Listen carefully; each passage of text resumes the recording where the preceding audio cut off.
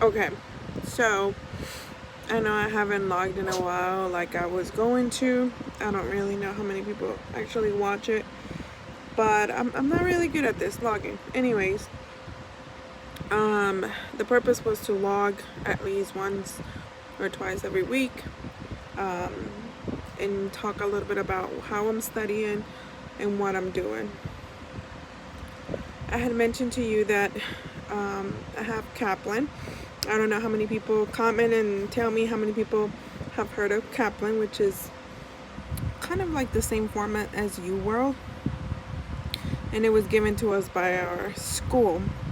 You have Q banks, you have focus review exams that you can go back and remediate.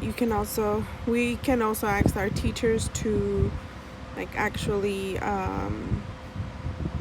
release a certain test that we want to see, and it's timed. Every test you can take in Kaplan is timed.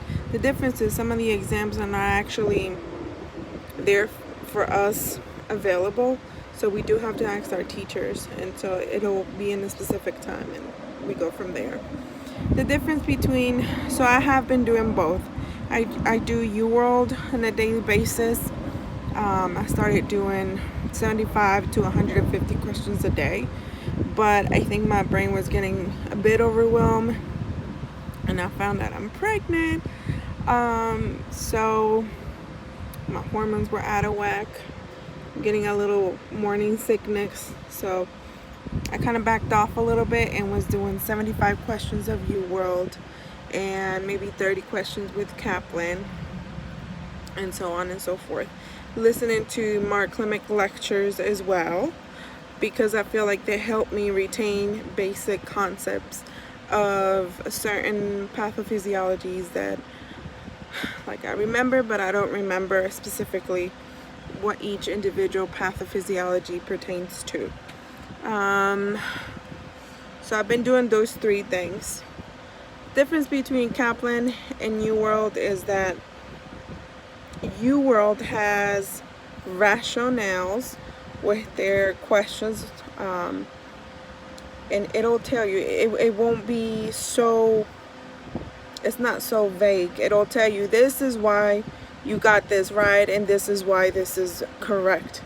Like it'll give you exactly, you don't have to go and research more. I mean, you could if you want to, but you understand. It also has pictures, which I like. I don't see that with Kaplan. There's no pictures in their rationales, and I'm definitely a visual learner. I definitely need pictures to understand sometimes what is being talked about. Kaplan questions are harder than UWorld questions. Some of those questions I don't even, when I take it, I don't even know what they're asking. But based off what I already know, I'll go ahead and at least eliminate one or two.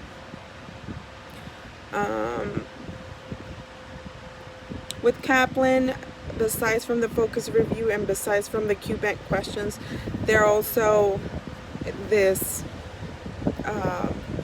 option that you can purchase, because it's not included with our Kaplan school, that you have CAT tests or computerized adaptive tests, and it'll simulate the same thing as NCLEX. Again, I have never taken it, but it'll give you up to 265 questions the maximum, or 75 questions the minimum. I've done one. You can purchase it. I think it's like 3 CAT tests for like $100, and then there's like a coupon that you can do, and you can do it in several payments or a full payment. Anyway, that one was hard. I did one and it was hard, but I guess like the harder you get, the good it is, because once it didn't shut off at any point. I had to do the whole 265 questions, which were dragging. So how they grade it is that it'll have green or yellow. So if your overall is a green, is that you're in good shape. If your overall is a yellow, then that means you need to study more. You may slightly pass, but you need to study more. If your overall is a red, then that means you're below minimum safety from what they test. Again, Kaplan questions are harder, in my opinion, than UWorld questions, and the rationales, they'll tell you why it's wrong, but they won't tell you why the other ones are right.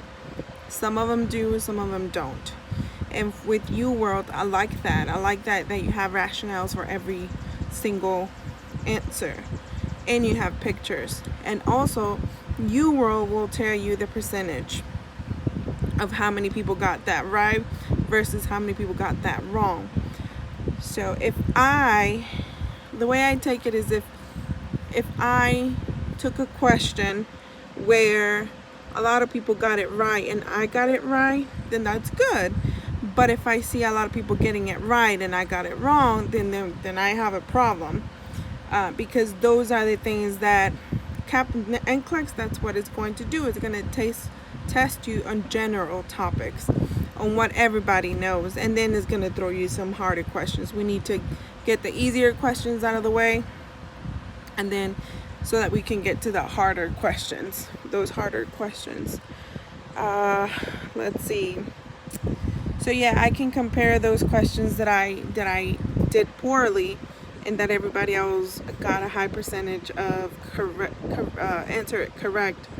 But if I get something wrong that very few people got it wrong, then I'm okay, because that's what's going to happen in the NCLEX. They're going to throw you hard questions that not everybody knows them. So, it's a little, at least that's how I see it. I'm getting nervous because I have less than a week, and I take my NCLEX on the 28th.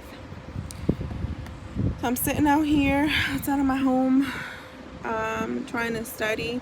I also signed up for the Nurse Achieve CAT test. I like the CAT tests because it's different from just doing QBanks, but I don't want to pay for it more. So it'll give you like a 30-day free trial, and you can take as many CAT tests as you want. So I thought that was pretty good.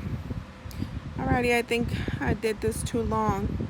I'm here studying, and my little babies are over there, always with me. I have Chloe. Hey, Chloe. Chloe. Hola. Venga. Venga. Venga, pues. Uy. And then Nina. Hola, Nina. Preciosa. Okay. Well, this is it for today. I'm going to go ahead and keep remediating some of these tests that I took and keep preparing myself. Everybody take care, and I'll see you. I think I'll probably vlog again after I take my test and after I get my results. You take care. Bye-bye.